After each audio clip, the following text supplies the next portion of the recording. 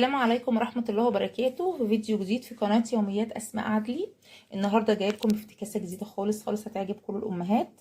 طبعا أنا ابني بيروح الصبح بدري المدرسة، فطبعا كل الأمهات بيحبوا قوي قوي أول ما يصحوا يحطوا نقلة في الغسالة. أنا بعمل كده، فحطيت نقلة في الغسالة، فببص لقيت التيشيرت بتاع عبد الرحمن ده بيعشقه. يمكن أقول لكم يمكن مش بيقلعوا أصلا، يعني يتغسل يا دوبك ينشف يلبسه تاني، بيحبه جدا. بس أنا اكتشفت إن هو فيه وبرة.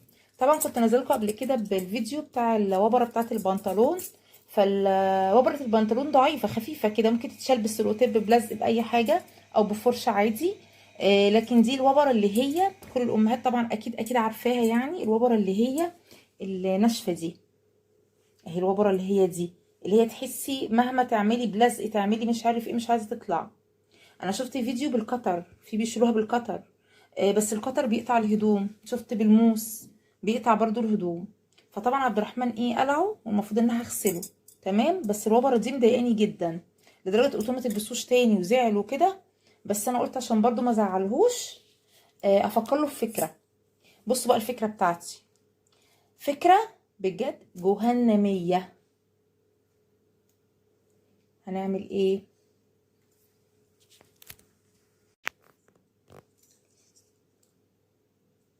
بصوا بقى الفكرة بتاعتي اهي يا بنات، ادي الفكرة. هنعمل ايه؟ هنحلق هنحلق ليه التيشيرت بصوا بقى فكرة بجد جميلة جدا وعبقرية، عايزاكم تجربوها. امسك كده يا عبد الرحمن لو سمحت الكاميرا. بصوا طبعا المكنة في ايدي اهي، شايفين الوبرة اللي هي انا هجيب لكم حتة تكون فيها وبرة جامدة زي كده مثلا. قرب كده الكاميرا، شايفين الوبرة دي؟ انت مهما تغسلي التيشيرت تلاقي كانه مش نضيف. هو ده بقى طبعا كده لسه اوريدي هيتغسل يعني، بس اول ما بتشيليه من على المنشر الوبره دي بتخليه كانه ما اتغسلش. بصوا هنشيلها ازاي. ما تعمليش ولا بقطر ولا بسكينه ولا الكلام اللي احنا سمعناه ده كتير قوي، ولا بموس. بصوا شايفين المكنه؟ هبتدي اعمل ازاي؟ هبتدي اعمل كده. بصوا شايفين؟ بصوا ايه رايكم؟ قرب كده يا عبد الرحمن، بصوا الفرق ما بين هنا وما بين هنا، شايفين الفرق؟ فده هنبتدي بقى نعمله كده. كل الوبره دي كده هتتشال بالطريقه دي، بجد بطريقه مذهله وجميله جدا جدا جدا، هتعجبكم. بس اهم حاجه تخلي بالك ما تكونش الموس حامي عشان ما يبوظش التيشيرت. تيجي تشيلي الوبره تشيلي التيشيرت خالص، يجي جوزك يضربك، انت حره وتقولي اسماء قالت. هنا بقى اهو شايفين؟ انا عايزه اشيل لكم حته واوريكم الحته اللي جنبها عامله ازاي. بصوا دي، قرب كده يا عبد الرحمن اهي. بصوا اهي، استنوني يا عبد الرحمن هنا كده، شايفين اللي متشاله واللي مش متشاله؟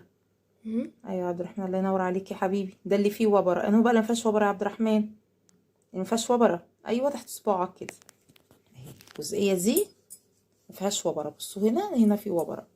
يا ريت تعملي الحركه دي. تعالى بص اعمل لهم الحته كمان دي كمان يا عبد الرحمن، خليك ماسك كده. شايفين دي اهي؟ شايفين الوبره دي؟ انا هشيلها برضو اهي. وبعد ما تعمليه كده تنفضيه، ما تخليش الوبره جوه الغساله، يعني تنفضيه كويس قوي وبعدين تبتدي تغسليه. واكتر حته فيها وبره اللي هي الوبره دي بالاخص، يعني اللي هي الكم نفسه، الكم بتاع التيشيرت بيبقى فيه وبره جامده قوي برضو اهو. شايفين؟ والله التيشيرت حلو قوي، بيبقى جميل عليه. فانا استخسرت الصراحه ان انا ارميه، قعدت افكر ما لقيتش احسن من الفكره دي اهو. اقعد بقى اتسلى عليه واديله تنفيضه حلوه واحطه في الغساله واعمل نقل. ايه رايكم بقى في الفكره دي؟ فكره عبقريه بجد، صح؟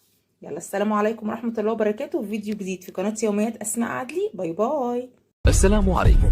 لا تنسوا الاعجاب بالفيديو والاشتراك في القناة تشجيعا لنا لنستمر بنشر المزيد ان شاء الله.